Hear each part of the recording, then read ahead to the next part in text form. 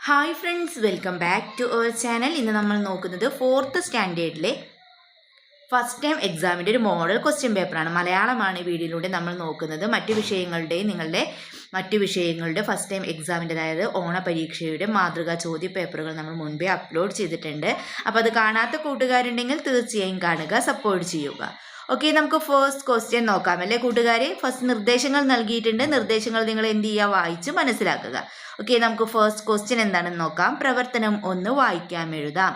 ഉണ്ണിക്കുട്ടൻ കരിക്കട്ട എടുത്തു. മൺചുവരിൽ നേരത്തെ വരച്ച് എലിയുടെയും പൂച്ചയുടെയും തത്തയുടെയും ഇടയിൽ മറ്റൊരു ചിത്രം കൂടി വരച്ചു. തൊപ്പി വെച്ച് നീണ്ട താടിയും കയ്യിൽ മാന്ത്രിക വടിയുമായി നിൽക്കുന്ന മാന്ത്രികന്റെ ചിത്രം.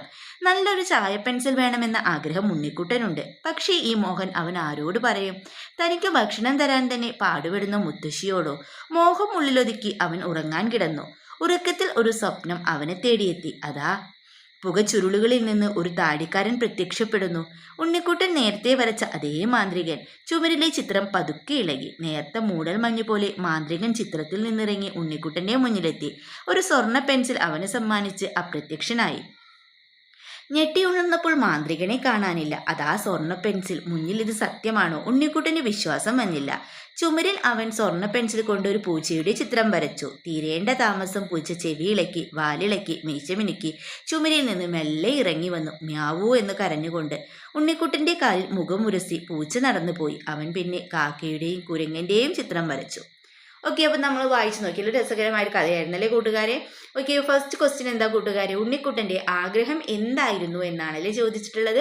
ഓപ്ഷൻ എ ഒരു സ്വർണ്ണ വടി വേണം, ഓപ്ഷൻ ബി ഒരു മാന്ത്രിക വടി വേണം, ഓപ്ഷൻ സി ഒരു നല്ല ചായ പെൻസിൽ വേണം, ഓപ്ഷൻ ഡി ഒരു പുതിയ വീട് വേണം. ശരിയായ ആൻസർ ഏതാ കൂട്ടുകാരെ? നമ്മൾ വായിച്ചപ്പോൾ നമുക്ക് മനസ്സിലായി നമ്മുടെ ഉണ്ണിക്കുട്ടൻ്റെ ആഗ്രഹം എന്തായിരുന്നു കൂട്ടുകാരെ? ഒരു നല്ല ചായ പെൻസിൽ വേണം എന്നുള്ളതാണല്ലേ. അപ്പം ആൻസർ എന്താണ്? ഓപ്ഷൻ സി ഒരു നല്ല ചായ പെൻസിൽ വേണം. അപ്പോൾ ഈ ആൻസർ എന്ത് ചെയ്യുക കൂട്ടുകാരെ? ഇതേപോലെ ഇവിടെ താഴേക്ക് ഇവിടെ ഈ ബോക്സിലേക്ക് എഴുതിയെടുക്കുക. ഓക്കെ, നെക്സ്റ്റ് ക്വസ്റ്റ്യൻ നോക്കാം. ചായ പെൻസിൽ വേണമെന്നുള്ള മോഹം ഉണ്ണിക്കുട്ടൻ ആരോടും പറയാനത് എന്തുകൊണ്ട്? പെൻസിൽ ഇഷ്ടമില്ലാത്തത് കൊണ്ട്, മുത്തശ്ശിയുടെ കഷ്ടപ്പാട് അറിയാവുന്നത് കൊണ്ട്, അവൻ്റെ കയ്യിൽ വളരെയധികം പെൻസിലുകൾ ഉള്ളത് കൊണ്ട്, മാന്ത്രികനെ ഭയക്കുന്നത് കൊണ്ട്. എന്തുകൊണ്ടാണ് കൂട്ടുകാരെ ഉണ്ണിക്കുട്ടൻ ആ ചായ പെൻസിൽ വേണമെന്നുള്ള മോഹം ആരോടും പറയാതിരുന്നത്? മുത്തശ്ശിയുടെ കഷ്ടപ്പാട് അറിയുന്നത് കൊണ്ടാണല്ലേ. ആൻസർ എന്താണ്? മുത്തശ്ശിയുടെ കഷ്ടപ്പാട് അറിയുന്നത് കൊണ്ട്. ഓക്കെ, നെക്സ്റ്റ് ക്വസ്റ്റ്യൻ നോക്കാം. സ്വപ്നത്തിൽ ഉണ്ണിക്കുട്ടന് സ്വർണ്ണ പെൻസിൽ നൽകിയത് ആരായിരുന്നു നൽകിയത്? മുത്തശ്ശി, കാക്ക, പൂച്ച, മാന്ത്രികൻ. റൈറ്റ് ആൻസർ ഏതാണ്? അതെ, മാന്ത്രികനാണല്ലേ കൂട്ടുകാരെ ഉണ്ണിക്കുട്ടന് സ്വപ്നത്തിൽ സ്വർണ്ണ പെൻസിൽ നൽകിയത്. അപ്പം ആൻസർ ഓപ്ഷൻ ഡി ആണ്. എന്താണ് ആൻസർ? ഓപ്ഷൻ ഡി, മാന്ത്രികൻ അല്ലേ. ഓക്കെ, നെക്സ്റ്റ് ക്വസ്റ്റ്യൻ നോക്കാം. ഓപ്ഷൻ ഡി സ്വർണ്ണ പെൻസിൽ കൊണ്ട് വരച്ച പൂച്ച എന്താണ് ചെയ്തതെന്നാണ് അല്ലേ. ഡി ക്വസ്റ്റ്യൻ എന്താണ്? സ്വർണ്ണ പെൻസിൽ കൊണ്ട് വരച്ച പൂച്ച എന്താണ് ചെയ്തത്? ചുമരിൽ തന്നെ ഇരുന്നു, ഉണ്ണിക്കുട്ടൻ്റെ കാലിൽ മുഖമുരസി, കരിക്കട്ടയെടുത്തു, മാന്ത്രികന്റെ വിളിച്ചു. എന്താ ചെയ്തത്? ഇവിടെ ലാസ്റ്റിൽ പറയുന്നുണ്ടല്ലേ കൂട്ടുകാരെ. ഇവിടെ നോക്കൂ, പൂച്ച ചെവിളക്കി, വാലിളക്കി, മീശമിനുക്കി ചുമരിൽ നിന്ന് മെല്ലെ ഇറങ്ങി വന്നു. മ്യാവൂ എന്ന് കരഞ്ഞുകൊണ്ട് ഉണ്ണിക്കുട്ടൻ്റെ കാലിൽ മുഖമുരസി അല്ലേ. ഉണ്ണിക്കുട്ടൻ്റെ കാലിൽ മുഖമുരസി ഇവിടെ പറയുന്നുണ്ടല്ലേ. മുഖമുരസി പൂച്ച നടന്നുപോയി. അപ്പം ആൻസർ എന്താ കൂട്ടുകാരെ? യെസ്, ആൻസർ എന്താണ്? ചിത്രത്തിന് ഉണ്ണിക്കുട്ടൻ സ്വർണ്ണ പെൻസിൽ കൊണ്ട് വരച്ച പൂച്ച എന്താണ് ചെയ്തത്? യെസ്, ഉണ്ണിക്കുട്ടൻ്റെ കാലിൽ മുഖമുരസി. ഓക്കെ, നെക്സ്റ്റ് ക്വസ്റ്റ്യൻ നോക്കാം. ചിത്രത്തിൽ നിന്നും ഉണ്ണിക്കുട്ടൻ്റെ മുന്നിലേക്ക് എങ്ങനെയാണ് മാന്ത്രികൻ എത്തിയത്? പുകച്ചുരുൾ പോലെ, പൂച്ചയെപ്പോലെ, നേർത്ത മൂടൽ മഞ്ഞ് പോലെ, കരിക്കട്ട പോലെ. ഇവിടെ മുകളിൽ നോക്കൂ, എങ്ങനെയാണ് മാന്ത്രികൻ വന്നിട്ടുള്ളത് എന്നാണ് പറയുന്നത്. നേർത്ത മൂടൽ മഞ്ഞ് പോലെ അല്ലേ. നേർത്ത മൂടൽ മഞ്ഞ് പോലെ മാന്ത്രികൻ ചിത്രത്തിൽ നിന്ന് ഇറങ്ങി വന്നല്ലേ ഉണ്ണിക്കുട്ടൻ്റെ മുന്നിലെത്തിയെന്ന് പറയുന്നുണ്ട്. അപ്പം ആൻസർ എന്താണ്? നേർത്ത മൂടൽ മഞ്ഞ് പോലെ. ഓക്കെ, അപ്പം നമുക്ക് ആൻസർ നോക്കാം. നേർത്ത മൂടൽ മഞ്ഞ് പോലെ. പ്രവർത്തനം 2 താളത്തിൽ പാടാം, വരികൾ കൂട്ടിച്ചേർക്കാം. ഇവിടെ കവിതയാണല്ലേ നൽകിയിട്ടുള്ളത്. മാനത്തിൽ ചന്ദ്രൻ ഉണ്ടെന്ന് ചൊന്നതാരൻ്റെ കൺമണി, ആരും ചൊല്ലിയതല്ലല്ലോ, കണ്ണാൽ ഞാൻ കണ്ടതല്ലയോ. കുയിൽ കൂകുന്നുണ്ടെന്ന് ചൊന്നതാരൻ്റെ കൺമണി, ആരും ചൊല്ലിയതല്ലല്ലോ, ഞാൻ ചെവിയാൽ കേട്ടതല്ലയോ. മുല്ലമൊട്ടു വിരിഞ്ഞെന്ന് ചൊന്നതാരൻ്റെ കൺമണി. അപ്പം നമ്മൾ എങ്ങനെയാണ് നെക്സ്റ്റ് വരി എഴുതുക? ആരും ചൊല്ലിയതല്ല ഞാൻ മൂക്കാൽ മണത്തതല്ലയോ എന്നല്ലേ. നെക്സ്റ്റ് നിങ്ങൾക്ക് ഇഷ്ടമുള്ള വരി എഴുതാവുന്നതാണ്. ഇതുപോലെ എന്തെഴുതാം? പായസത്തിൻ രുചി എങ്ങനെ? പായസത്തിൻ മധുരം എഴുതാമല്ലേ. പായസത്തിന് മധുരമുണ്ടെന്ന് ചൊന്നതാരൻ്റെ കൺമണി ആരും ചൊല്ലിയതല്ലല്ലോ, മൂക്കാൽ ഞാൻ മണത്തതല്ലയോ. ഇതുപോലെ വേറെ പൂവിൻ്റെതോ അതുപോലെ അല്ലെങ്കിൽ പക്ഷികളുടേതോ ഒക്കെ എഴുതി നിങ്ങൾക്ക് എന്ത് ചെയ്യാം? ഇതുപോലെ കൂടുതൽ വരികൾ കൂട്ടിച്ചേർക്കാവുന്നതാണ്. പ്രവർത്തനം 3 നോക്കിയാലോ കൂട്ടുകാരെ. നമുക്ക് കത്താണല്ലേ. മൈക്കിൾ ചേട്ടൻ്റെ സൈക്കിളിലേറി ചന്ദ്രനിലെത്തിയ കുട്ടിയെ ഓർക്കുന്നില്ലേ? ഓർമ്മയില്ലേ കൂട്ടുകാർക്ക്? ഓക്കെ. മാനത്തെ ചന്ദ്രനെയും എടുത്ത് കുട്ടി താഴേക്ക് പോന്നു.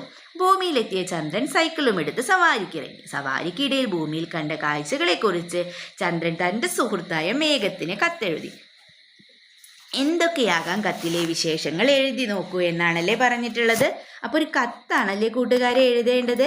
അപ്പോൾ കത്ത് എഴുതുമ്പോൾ എന്തൊക്കെ കാര്യങ്ങൾ നമ്മൾ ശ്രദ്ധിക്കണം? ഡേറ്റ് എഴുതണം, അതുപോലെ തന്നെ എന്താണ് സ്ഥലം എഴുതണമല്ലേ. നമുക്ക് എന്ത് ചെയ്യാം? ആകാശം എന്ന് എഴുതാമല്ലേ. ഭൂമിയിൽ നിന്നല്ലേ എഴുതുന്നത്. മൈക്കിൾ ചേട്ടൻ്റെ കുട്ടിയോ മാനത്തെ ചന്ദ്രയും എടുത്ത് എന്ത് ചെയ്യൂ? ഭൂമിയിലെത്തിയ ചന്ദ്രൻ അല്ലേ. അപ്പോൾ ഭൂമിയിൽ നിന്നാണ് എഴുതുന്നത്. അപ്പോൾ ഭൂമി എന്ന് എഴുതാൻ നമുക്ക്.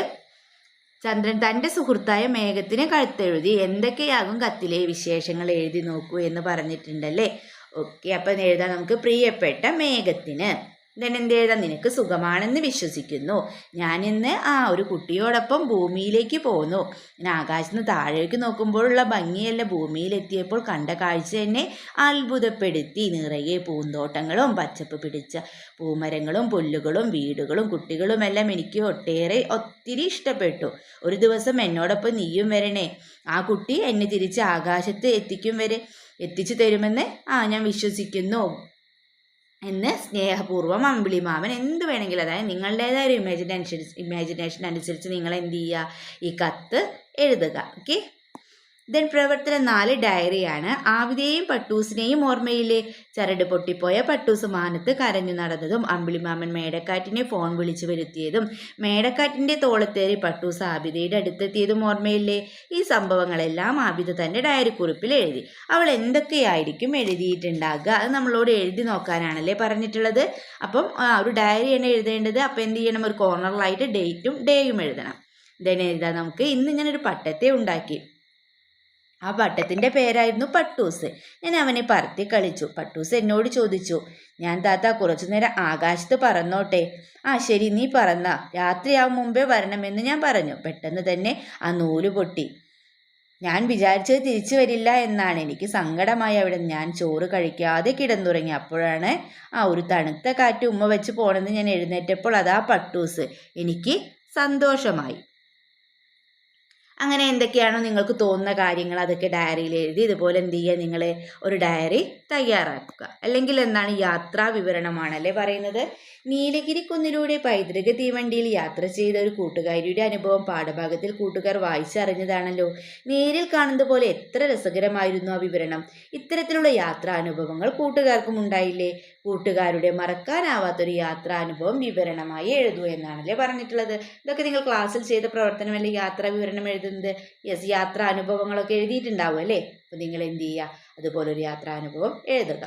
ഓക്കെ. ദെൻ പ്രവർത്തനം 5 വരുന്നത് സംഭാഷണമാണല്ലേ.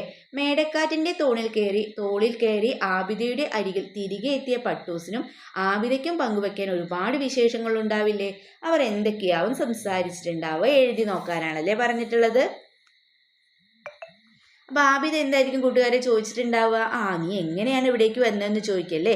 നിന്നെ ആരാണ് വീട്ടിലെത്തിച്ചതെന്നൊക്കെ ചോദിച്ചിട്ടുണ്ടാവുക. അപ്പോൾ പട്ട എന്താ പറയുക? എന്നെ മേടക്കാറ്റാണ് ഇവിടേക്ക് കൊണ്ടുവന്നതെന്ന് പറയും. ആബിദക്കുട്ടി, നീ അമ്പിളിമാമനെ കണ്ടോ എന്ന് ചോദിക്കുമല്ലേ. അപ്പോൾ പട്ട എന്താ പറയുന്നത്? അമ്പിളിമാമനെ ഞാൻ കണ്ടു. ഞാൻ കരയുന്നത് കണ്ട് അമ്പിളിമാമൻ എന്നോട് ചോദിച്ചു എന്തിനാ കരയുന്നതെന്ന്. ആബിദക്കുട്ടി അപ്പം പറയാണ്, അപ്പോൾ നീ എന്തു പറഞ്ഞു? പട്ടം പറയണേ, എനിക്ക് ആബിദക്കുട്ടിയുടെ വീട്ടിൽ പോകണം. ആബിദക്കുട്ടി അപ്പം എന്താവും പറഞ്ഞിട്ടുണ്ടാവുക? അമ്പിളിമാമ പിന്നോട് എന്തൊക്കെയാണ് നിന്നോട് ചോദിച്ചതെന്നൊക്കെ ചോദിക്കും അല്ലേ. അപ്പോൾ പട്ടം പറയും, ആബിദക്കുട്ടിയുടെ വീട് അറിയോ എന്ന് ചോദിക്കും അല്ലേ. അപ്പോൾ ആബിദക്കുട്ടി, അപ്പോൾ നീ അറിയില്ലെന്ന് പറഞ്ഞോ എന്ന് ചോദിക്കുകയാണ്. അപ്പോൾ പട്ടം എന്താ പറയുന്നത്? ഞാൻ അറിയില്ല എന്ന് പറഞ്ഞു. ആബിദക്കുട്ടി, പിന്നെ നീ എങ്ങനെയാണ് വീട്ടിലെത്തിയത്? അപ്പോൾ പട്ട എന്താവും പറഞ്ഞിട്ടുണ്ടാവുക കൂട്ടുകാരെ? അമ്പിളിമാമ മേടക്കാറ്റിനോട് പറഞ്ഞു, അങ്ങനെയാണ് ഞാൻ വീട്ടിൽ തിരിച്ചെത്തിയതല്ലേ. ഓക്കെ, അപ്പം നിങ്ങൾക്ക് എന്ത് ചെയ്യും, ഇതുപോലൊരു സംഭാഷണമൊക്കെ തയ്യാറാകാവുന്നതാണ്. അല്ലെങ്കിൽ നോക്കൂ, കഥ പൂർത്തിയാക്കാം എന്നൊരു പ്രവർത്തനമാണ് നൽകിയിട്ടുള്ളത്. ഇരുളിൻ കാട്ടിലെ രാജാവാണ് സിംഹം. കാട്ടിലെ ജന്തുക്കൾ രാജാവിനോട് ഒരു സ്കൂൾ ഉണ്ടാക്കണമെന്ന് ആവശ്യപ്പെട്ടു. സിംഹം സമ്മതിച്ചു. തുള്ളൻപാറയിലെ മടയിലാവാം സ്കൂൾ. ചിന്നൻ കുറുക്കൻ അഭിപ്രായപ്പെട്ടു. അത് ശരി, പക്ഷേ സ്കൂളിൽ ടീച്ചർമാർ വേണ്ടേ?